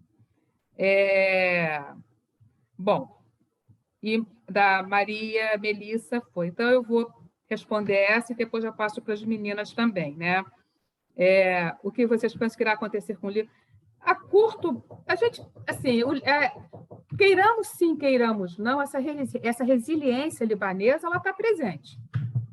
Né? Queiramos sim, a sociedade, eu vejo que a sociedade civil, como eu falei no início, há uma possibilidade de, eu via numa primeira possibilidade, uma organização da sociedade civil, que não aconteceu, pelo menos de uma maneira, né, revolucionária, né, intensificada. Foi que até a Ioneida também falou, né? A gente está aqui a gente não tem que pensar, né? É tudo assim, nada é certo, nada é considerado. Uma coisa eu posso garantir, que a longo prazo o Líbano sobrevive. O único problema do Líbano que eu vejo, quer dizer, um dos grandes problemas do Líbano é a falta de soberania que tem. Todo mundo quer mandar no Líbano, né? É o Irã que quer mandar no Líbano, é Israel que quer ocupar o sul do Líbano, é a Síria que quer o norte do Líbano, é o Egito que quer dar pitaco no Líbano, são os países do Golfo que querem controlar o turismo libanês. Então, é a terra de ninguém e a terra de todos ao mesmo tempo. Então, mas a longo prazo, o Líbano sobrevive, agora tem que ter uma mudança radical. A primeira delas que eu entendo é fazer com que o acordo de Taif vingue realmente. a confessionalismo gradativamente será pagado, porque não é justo todos terem os mesmos deveres e nem todos terem os mesmos direitos, né? O que a Karine falou, que essa hierarquia dentro do exército libanês, ela acontece em todos os níveis oficiais e também em empresas privadas, né? Determinados grupos religiosos não chegam à chefia, à direção de alguma empresa. A gente, por exemplo, a Mustabel, né, da família Hariri, ela é clara nisso, ela é muito clara na sua política interna de comando. Mas em empresa privada a gente também não pode determinar o que tem que acontecer. Cada um sabe de si, mas isso é reflexo do que acontece no Estado. Então, eu vejo assim, não vejo que seja a França, seja a Inglaterra, acho que não tem que ninguém se meter no Líbano, e eu sempre uso um lema que uma vez um senhor libanês me disse: deixem o Líbano para os libaneses. Então, é esse o apelo também, né? Eu faço também disso a minha voz. Deixem o Líbano para os libaneses. O Líbano é nosso, né? Não é da França, não é essa ideia da França ser a salvadora da pátria, né? Do Macron chegar heroicamente, né? Não é. O futuro do Líbano, inclusive, está na mão da diáspora. Eu vejo dessa forma. E aí agora eu passo para vocês, se vocês querem complementar, Karine ou Ioneida. Quer que eu repita a pergunta? Tá bom.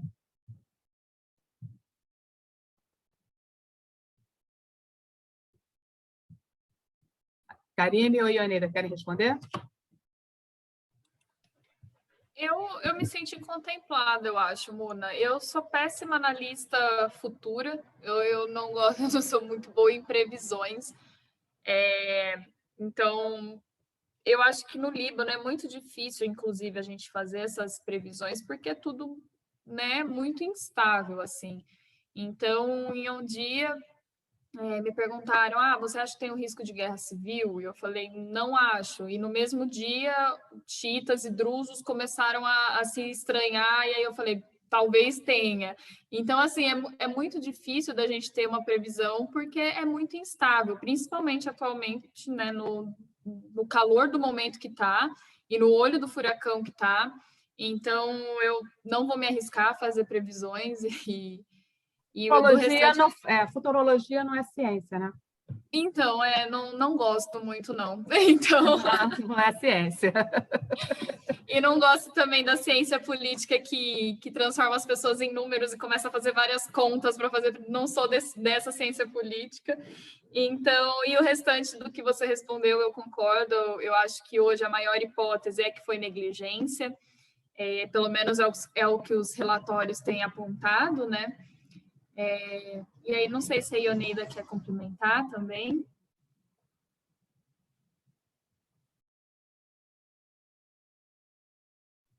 Você está mutada aqui para a gente. Ioneida está mutada. Onde tem um microfonezinho, está com um risquinho, você clica lá.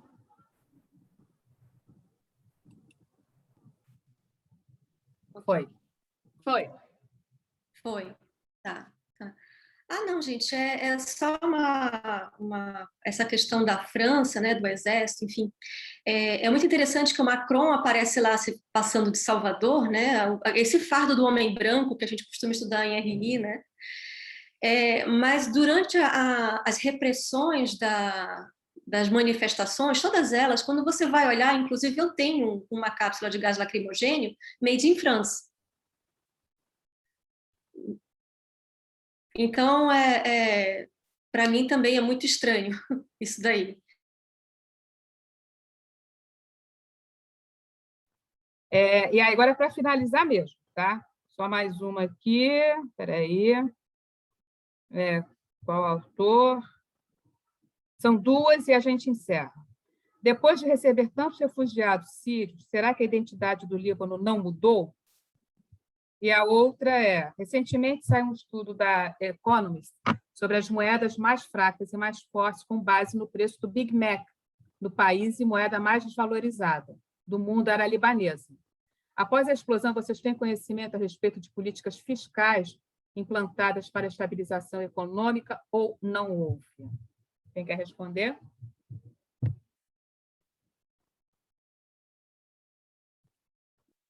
Karine? Ioneida? Eu acho que a Ioneida caiu. Ah, não, tá aqui, apareceu. É que ela tinha caído. Ela está aqui. Aí, ela tá, acho que com problema no som. Tá.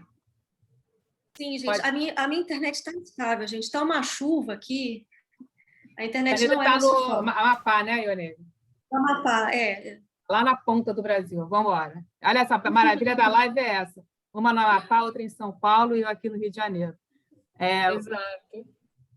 Vamos lá, pode responder. Quem quer responder? Quer que eu repita a pergunta ou tá bom? Para mim, não precisa. Quer responder primeiro, Ioneida? Pode começar. Vamos segurar a internet dela, é melhor ela responder logo. Honestamente, sobre questão financeira, agora, atualmente, eu não estou sabendo. Pacote, realmente, para controlar, mas simplesmente não tá, se tiver, não está dando certo. Acho que não tem nada. Depois de receber tantos refugiados sírios, se você também não quiser responder, tudo bem. Será que a identidade do Líbano não mudou? Eu não sei se eu compreendi muito bem essa pergunta. Se a pessoa que fez quiser ou puder ligar o microfone, está se referindo em questão de números, de religiosos, em questão de identidade nacional, porque identidade é um termo muito amplo, né? A gente, principalmente no Líbano. Deixa eu ver quem fez aqui. Maria Melissa, se quiser abrir o microfone para explicar melhor. Não, foi a Maria Noronha. Essa dos refugiados desculpa, foi a Maria Noronha. A Maria Melissa fez a outra, desculpa. Maria Noronha. Oi, boa tarde. Aqui é o Marcelo, eu e a Maria estamos assistindo. A nossa dúvida é se exatamente enfim, a cultura, né, os hábitos, uma sociedade é dada pela cultura, né, religião e, enfim, a visão toda. E tendo uma mistura tão grande, será que não vai mudar enfim, a cultura não corre risco? Porque é uma quantidade muito grande, né? Sim. De gente de fora, né? Essa é a dúvida. Tá, eu vou tentar responder e minha resposta vai ser a partir de hipóteses, porque eu, particularmente, eu acho muito complicado a gente falar de identidade no Líbano, porque é uma pluralidade étnica, religiosa, enfim, né? Uma pluralidade tão grande que existe, que eu já não sei se existe uma identidade libanesa, mas eu acho que existem várias identidades libanesas. Inclusive, tem, por exemplo, um grupo hoje no Líbano que eles não se identificam nem como árabes, né? Eles vão buscar uma origem fenícia, e, enfim, para construir as suas identidades. Então, eu acho que dentro de toda essa pluralidade que existe, étnica mesmo, né? Uma pluralidade, enfim, eu não consigo nem expressar porque, por exemplo, o Líbano, as cidades, né, elas possuem uma maioria populacional. A gente normalmente separa o Líbano em regiões, mas as próprias cidades, por exemplo, tem uma cidade muçulmana xiita, que numa mesma região, ela vai ser vizinha de uma cidade cristã, que vai ser... E aí, assim, você vê essa pluralidade de identidades andando de uma cidade para outra. Se você vai, por exemplo, numa cidade drusa, é completamente diferente. A questão da vestimenta, a questão dos hábitos alimentares, a própria questão, né, de como eles professam a religião deles.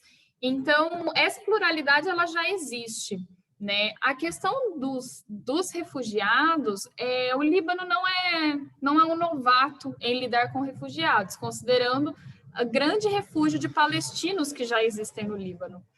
Então, e essa é uma das questões que eu acho muito séria, que eu não vou conseguir abordar aqui, porque ela também é muito complexa, mas é a própria situação que esses refugiados palestinos eles vivem no Líbano, né? Em que eles não têm uma porção de direitos, e aí a gente entra na questão de que, por exemplo, mesmo que um filho de casais palestinos, né, ele nasça no Líbano, ele não é considerado libanês, ele é considerado palestino, né? E essa questão eu não entendia, até conhecer uma refugiada palestina aqui no Brasil, eu não entendia o porquê dessa necessidade de manter o estatuto como refugiado. E a questão de se manter como, né, oficialmente o reconhecido, inclusive as gerações que nascem lá, como refugiado, é porque um refugiado ele pode retornar à terra. E aí isso quem me explicou foi uma refugiada palestina aqui no Brasil que eu não sabia. Então, por exemplo, ela tem orgulho, né, de se identificar enquanto uma refugiada palestina, porque significa que ela pode retornar, né, em algum momento à terra dela. E essa questão dos refugiados sírios segue isso, né? Ninguém quer viver uma situação como refugiado para sempre, né? Principalmente na situação em que eles vivem lá no Líbano, dentro daqueles acampamentos totalmente insalubres e sem quase nenhum direito, né?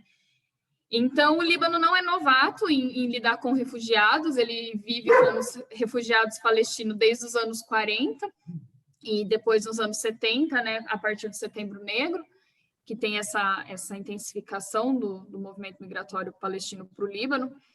E a questão da identidade cultural, na verdade, é mais próxima, né, se a gente pensar principalmente dos muçulmanos, é mais próxima do que divergente. Então, assim, não é algo que acaba alterando, até a quesito de curiosidade, né? A formação do Líbano, do Estado, né, libanês como a gente conhece hoje, ela nem sempre foi assim, porque uma grande parte, na verdade, a maioria do território libanês era da Síria. Quem fez esse recorte foi a França, né? Tanto que nesse momento até existiu na época movimentos de muçulmanos que queriam retornar à Síria, né? Não queriam estar junto a esse território libanês, que era o Monte Líbano, que era majoritariamente cristão. Então, nem sempre a estrutura do Estado que a gente conhece do Líbano hoje nem sempre foi assim. Essa aqui que é a questão. O Estado moderno ele é uma criação, né? Então, não tem muitas divergências culturais, se essa foi a questão, assim. Mas eu acho que identidade, no Líbano, ela é uma questão mais ampla. Assim, colocando também, né, Karine, que você colocou, essa condição do refugiado é justamente uma maneira do não apagamento da memória, sobretudo Exato. no caso palestino, né? Porque a limpeza étnica, né? Se manter refugiado é a certeza de retornar um dia para a terra, né? E os sírios, mesma coisa, inclusive também, né? A diferença do campo de refugiado palestino para o sírio que eu vejo, hoje os campos de refugiados palestinos eles são muito bem estruturados, né? São verdadeiros bairros, né? Exatamente, são verdadeiros bairros. Ao contrário dos sírios, que estão há 10 anos. Então, isso pode ser que mude essa identidade geográfica da cidade, pode ser que sim, das cidades, né? Pode ser que sim, pode ser que não. Ioneida, você quer complementar? Tá bom. Tá. Bom, gente, então, a gente agradece muito a vocês a participação, fazendo só uma ressalva aqui. Na segunda-feira, dia 9, eu e Monique estamos começando um curso sobre a Síria, da Síria, do Império Otomano, à ascensão do Assad. Então, na primeira aula, né, você vai falar do Império Otomano, seria heresia não chamar a Monique, né? A Monique vai falar sobre os sírios, sobre o Império Otomano, nesse final dele, né, na formação desses estados modernos, como a Karine apontou. Na segunda aula, eu vou falar desse mandato francês e do processo de independência. Na terceira aula, a Monique retorna para falar dos judeus na Síria, né, dessa comunidade judaica que tinha uma presença forte na estrutura social da cidade. E, no último encontro, eu falarei sobre os turbulentos anos 60, que vão levar à ascensão do Assad. E depois, no outro momento, quem sabe, a gente fala dessa era Assad. Tá bom? Então, eu agradeço muito a todos. Muitíssimo obrigado, Karine. Muitíssimo obrigada, Ioneida. Foi um presente ter vocês aqui. Eu acho que eu estou falando aqui no nome do GEPOM todo, né? E acredito que as pessoas também tenham gostado, porque a gente mede logo pelas perguntas, né? E mês que vem a gente talvez se encontre numa próxima live, mas antes a gente vai se encontrar nos cursos, que começa segunda, o meu da Monique, na quinta, com o Andrew, o Islã medieval, ele vai falar das cruzadas, né? Vai falar desse Islã na Idade Média, e no dia 18, eu e o meu parceirão Heitor vamos falar sobre memórias e diásporas, focando nos armênios e nos libaneses. Falando em Líbano, a gente vai falar, obviamente, dessa diáspora libanesa, dessa diáspora armênia e dessa presença, o que são essas memórias, né? Então, vamos falar da imprensa dessas duas comunidades no Brasil também. Agradeço muito a todos e uma boa noite, um bom resto do domingo. Não sei se alguém do GEPOM quer dar mais alguma palavra, ou se as meninas, tudo bem? Gente, eu só quero agradecer mesmo, foi uma honra, muito obrigada. Muito obrigada, você, reforço. Agradeço imensamente. Feliz Dia dos Pais para todo mundo aí, gente. É verdade. Beijo. Beijo.